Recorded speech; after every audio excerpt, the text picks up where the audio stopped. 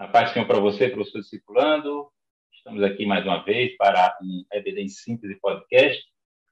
E cá estou eu e do outro lado, meu amigo, meu caro companheiro de mesa, de bancada aqui no podcast.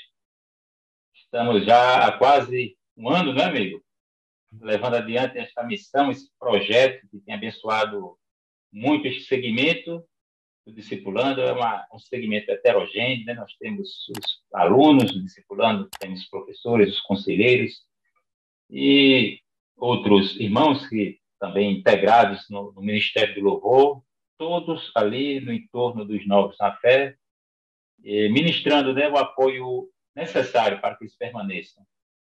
Coordenadores também do DENOC, certamente contamos com a audiência de todos eles e eu quero, de antemão, pedir que, se você está acessando pela primeira vez este conteúdo, que você se inscreva neste canal, ative o sininho para receber as notificações. Professor Douglas Nilson, a paz do Senhor, e esperar desta lição de número 12, sendo um discípulo de Jesus. Pai do Senhor, Moeli, Pai do Senhor, a você, mais uma vez, dedica parte do seu tempo precioso para acompanhar-nos e o nosso desejo é sempre que esse tempo que temos aqui possa contribuir para a sua aula, contribuir na formação dos discípulos que estão sob a vossa responsabilidade. E a lição de hoje não é nada tão, é mais atrativo do que falar sobre ser um discípulo de Jesus, porque essa é a consequência. Na lição anterior, nós falamos sobre a salvação. E aquele que é salvo, o próximo passo é querer imitar quem lhe salvou. E esse é o processo de discipulado. Eu costumo dizer que se uma pessoa que aceitou a Cristo, independente do seu passado de pecados e horrores, quanto mais o tempo vai passando, as pessoas precisam ver mais Cristo nele do que o seu passado. E é isso Sim. o nosso desafio como professores, como formadores de discípulos. Primeiro nós sermos identificados como discípulos para formar outros discípulos. Obrigado, professor Douglas Nilson. Foi importante estabelecer essa conexão com a aula anterior, em que nós tratamos da salvação, de um conceito bíblico de salvação, e agora estaremos falando sobre essa caminhada, esta jornada do recém-decidido, ou do novo da fé com seu mestre, Jesus Cristo. E o interessante, o enfoque da aula de hoje, meu caro Douglas Nilson, é o texto lá, o texto de, lá não, né? Está aqui, né? O texto de João, capítulo 15, versículos de 1 a 9. Aí nós temos a alegoria da videira. Alegoria da videira. E isso tem precedente no Antigo Testamento. Vários textos nós poderíamos aqui citar do Antigo Testamento, entre os profetas ou entre os salmos, com o uso dessa alegoria que cita a nação de Israel, compara a nação de Israel com esta árvore, com este tipo de árvore, com esse tipo de vegetação. E a ideia aqui é de alegoria mesmo, né? Como se fosse uma metáfora mais ampliada, não é uma simples comparação entre a nação de Israel e a videira. Isso nós verificamos no Antigo Testamento. No Novo Testamento, o novo Israel é Jesus Cristo, em quem serão enxertados, né? Os ramos. Aí nós temos também uma importante essa referência aqui.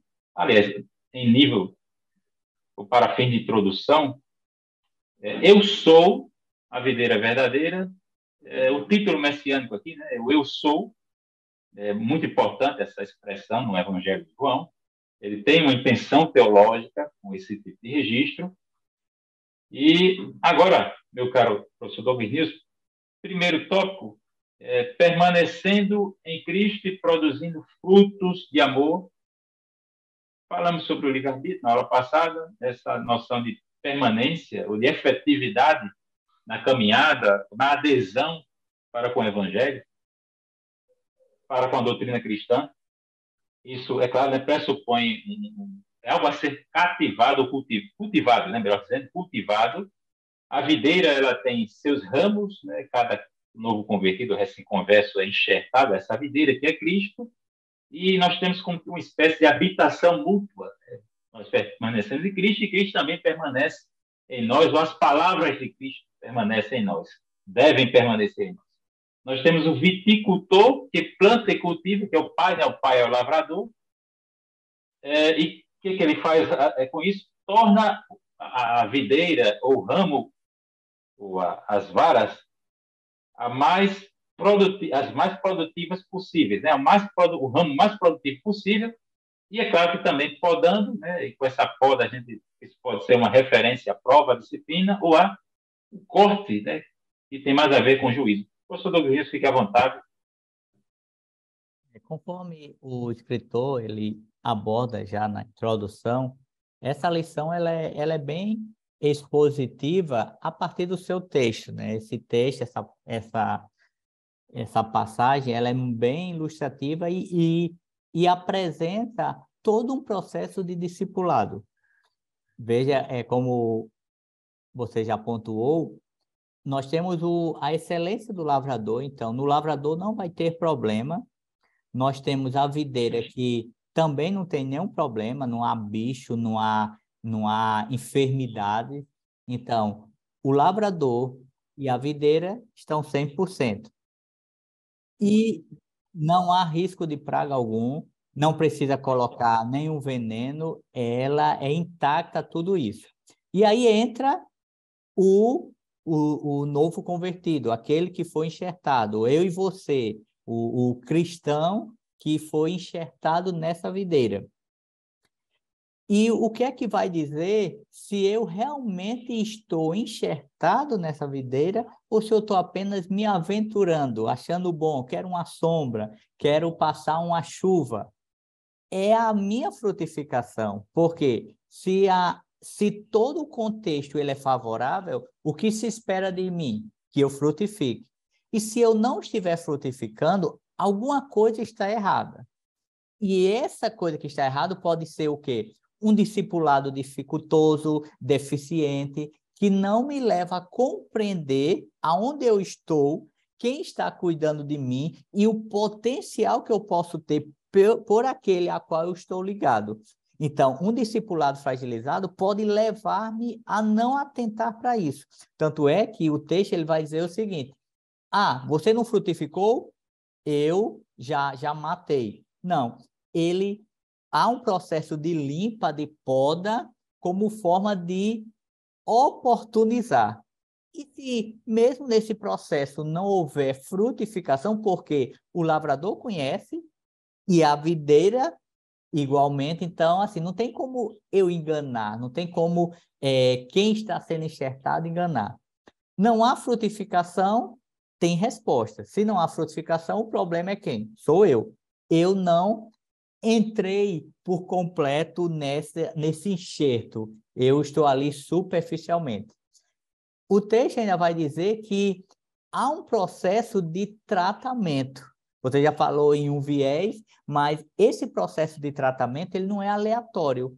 Ele é fundamentado na palavra, ou seja, é uma confrontação bíblica. A palavra vai lhe confrontar para dizer assim: opa, você não está frutificando, alguma coisa está acontecendo, você precisa ser corrigida para frutificar, porque o objetivo é frutificar. Então, a confrontação é a palavra, é na palavra.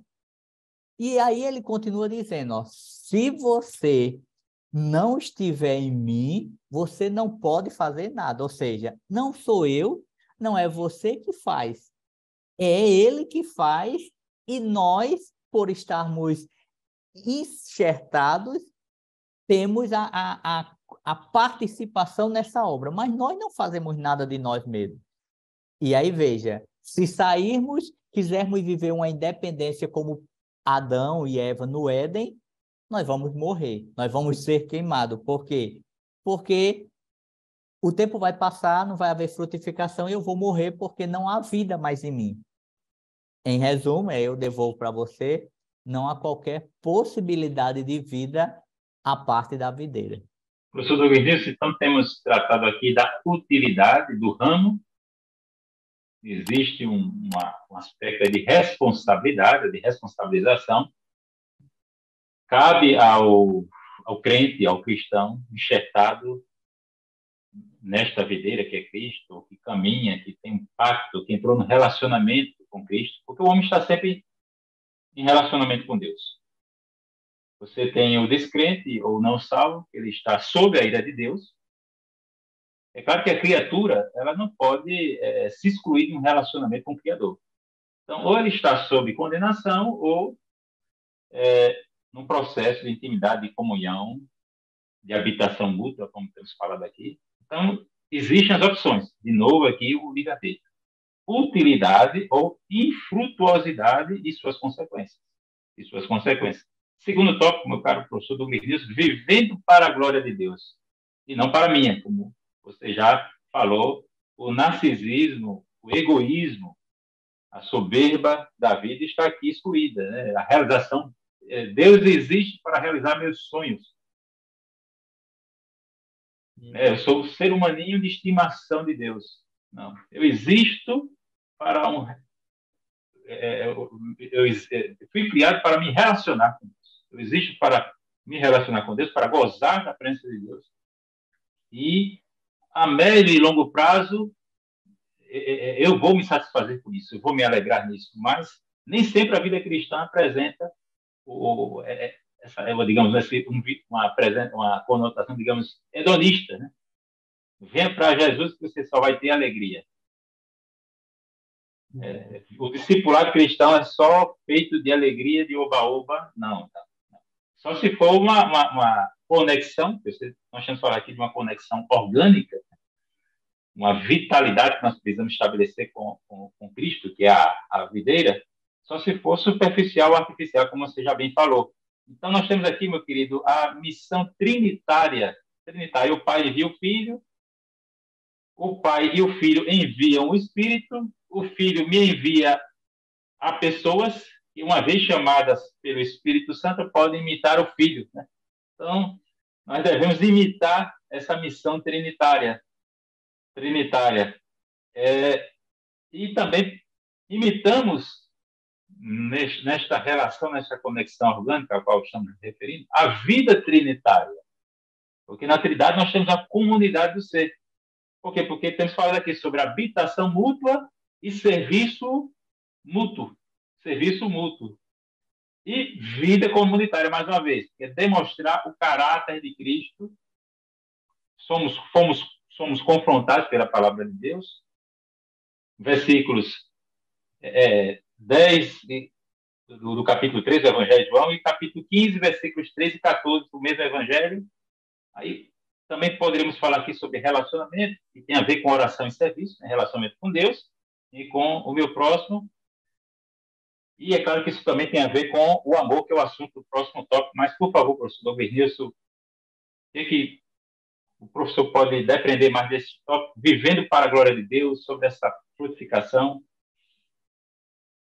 A continuidade do texto vai nos levar a isso. Eu queria pontuar nele, a partir do versículo 7, o Senhor vai dizer que se nós estivermos nele e as palavras dele estiverem em nós, pediremos tudo o que quiser, será feito. Veja que você falou aí que esse versículo, se olhado superficialmente, pode parecer uma ação hedonista, uma ação em que eu imponho e Deus vai me dar. Mas quando nós olhamos o contexto, você já falou aqui, até na lição anterior, veja que há um processo. E em um processo, eu vou compreendendo, eu estou me rendendo aqui ao Senhor, e nesse processo de rendição eu vou conhecendo Ele, eu vou sabendo o que lhe agrada. E eu poderia comparar esse versículo como um pai com 2 filhos, e um filho, ele não é muito chegado ao pai, não vê a luta do pai, não vê as dificuldades que o pai enfrenta no dia a dia para chegar em casa à noite e poder suprir as necessidades da família. Então, o filho chega e impõe uma condição: eu quero isso, eu estou precisando disso, o senhor não me ama, o senhor tem que me dar isso. Enquanto que um outro exigência, enquanto que um outro filho que pode precisar de coisas igualmente ou até em menores proporções, mas ao conhecer o pai, saber que o amor do pai, ele muitas vezes abstém-se disso porque o pai não pode dar-lhe. No contexto que estamos falando, a questão é que o pai pode dar tudo, mas só que ele não é obrigado a dar tudo porque ele sabe o que nós precisamos. Então, quando eu entro num processo de rendição, pedir é uma consequência dessa intimidade. E o que eu vou pedir vai estar alinhado à vontade dele. E isso, veja, um simples pedido, se é que eu posso dizer que é simples, quando eu compreendo a totalidade do processo, eu vou entender o seguinte: o que eu peço a ele, eu preciso, em contrapartida, glorificá-lo. Então, tudo que eu peço, eu não vou pedir pensando em mim primariamente. É avaliando se isso vai glorificá-lo, que é a temática desse tópico, a glória de Deus. Então, tudo que eu peço, tudo que eu faço, tudo que eu vivencio, tem como alvo glorificar a Deus. A minha frutificação, se não glorificar a Deus, ela vai constituir que eu não sou discípulo dele. Agora, se a minha frutificação glorifica a Deus, isso é uma assinatura, uma ratificação que eu sou um discípulo dele. Mas quem vê quem pode validar se essa minha ação glorifica a Deus, é o próprio Deus que conhece todas as coisas. É verdade, professor Douglas News. Terceiro tópico, por favor, gostaria que você prosseguisse comentando, é o amor como característica identitária do discípulo de Jesus. Amor é uma outra tônica deste capítulo, né? 15 do Evangelho de João.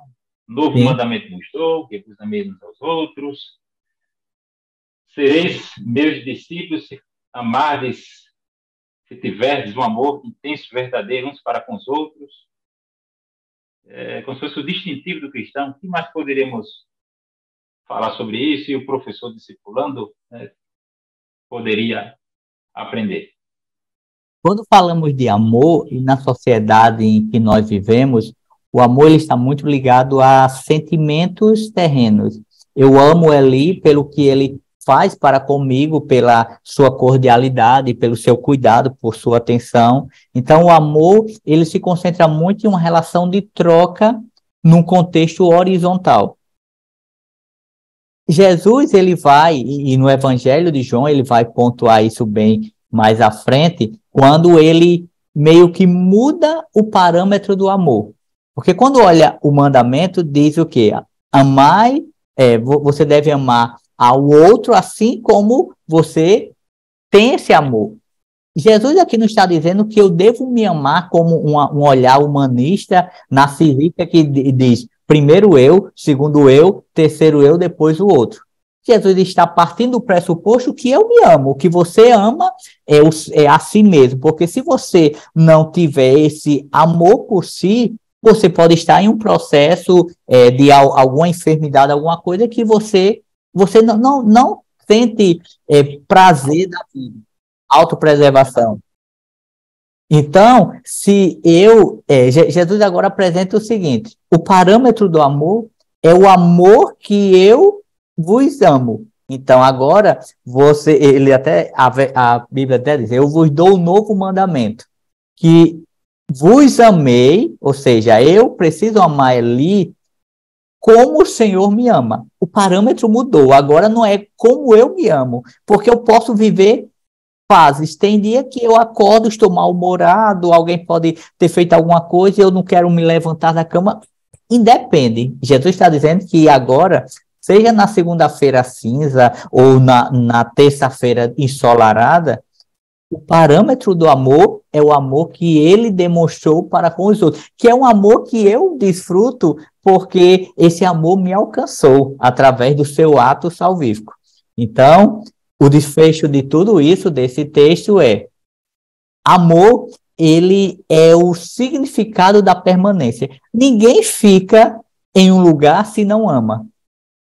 Da mesma forma, você não se sente acolhido. Da parte de Deus, da parte de Cristo, o amor sempre vai existir. Então, se eu parto, é porque eu não quero mais esse amor. É uma decisão que você falou. É livre escolha minha. Eu não quero mais esse amor. Quero abrir mão desse amor. É uma escolha minha. Mas esse amor está disponível. E somente aqueles que entendem todo esse processo de enxerto, de rendição, de tratamento, de fortalecimento, de comunhão, intimidade, é que vai entender assim, como Pedro entendeu. A quem nós vamos? Não há um plano B. Para quem nós iremos se só tu tens palavra de vida eterna? E encerro a fala com essa palavra, assim, quando nós, o novo convertido precisa entender isso bem, que em o início de uma caminhada, o seu coração pode estar dividido em muitas coisas. Ele veio porque estava passando uma turbulência lá fora e quer resolver isso logo, é imediatista. Mas ao longo da caminhada, quando ele vai desfrutando, vai vivenciando esse amor que é real, um amor que não se compara nem um amor humano, cada vez mais o desejo desse coração é mais o motivo do seu amor. E quanto mais o tempo vai passando, mais desejoso você vai ter esse amor, de desfrutar esse amor, de conhecer esse amor, de vivenciar esse amor. E é essa a lição que eu deixo de desfecho dessa aula para o nosso novo convertido e para você, professor. Nós precisamos ser intensos nesse amor, porque se a forma como eu apresento esse amor for algo neutro, algo que não expressa sentimento, talvez eu não consiga convencer esse aluno que esse amor me preenche por completo. Mas se eu puder expressar com palavras e com a minha vida que esse amor ele é completo em si, esse aluno ele pode olhar para mim e me ter como alguém para imitar. E esse é o processo. Não imitar a mim mesmo, mas olhar para mim, vai ver que eu estou imitando aquele que me amou. Interessante, meu amigo, é que nós temos a perspectiva canônica deste Deus, o Deus cristão, é trinitário. Isso. Porque se Deus fosse unipessoal, ao criar todas as coisas, ele poderia simplesmente estar demonstrando que é todo-poderoso. Mas ele, sendo unipessoal, jamais provaria que seria o Deus de amor. Mas o fato do ser de Deus existir esse relacionamento intratrinitário, essa doação mútua, tem três pessoas que se doam e que nenhuma delas chama atenção para si mesma e cada uma quer serve, se doa e quer glorifica, quer o bem da outra. Deus, ele já antes da encarnação existia numa forma de existência, né? A subsistência de cada uma das pessoas da Trindade digamos, a perspectiva de uma felicidade imensa, infinita. Deus era autossuficiente, sempre foi, não precisava criar, mas decidiu, por um ato livre, de sua vontade, nos trazer a existência, e Deus busca um relacionamento mais íntimo com o homem, com as suas criaturas. E quem ama se coloca numa condição de vulnerabilidade. Por quê? Porque se permite, é possível a rejeição. É possível que alguém, um pecador ou outro, não corresponda com este amor maravilhoso, gracioso de Deus. Né? Então, eu queria só concluir aqui falando que não há salvação fora de Cristo, fora da videira, seriam implicações desta aula.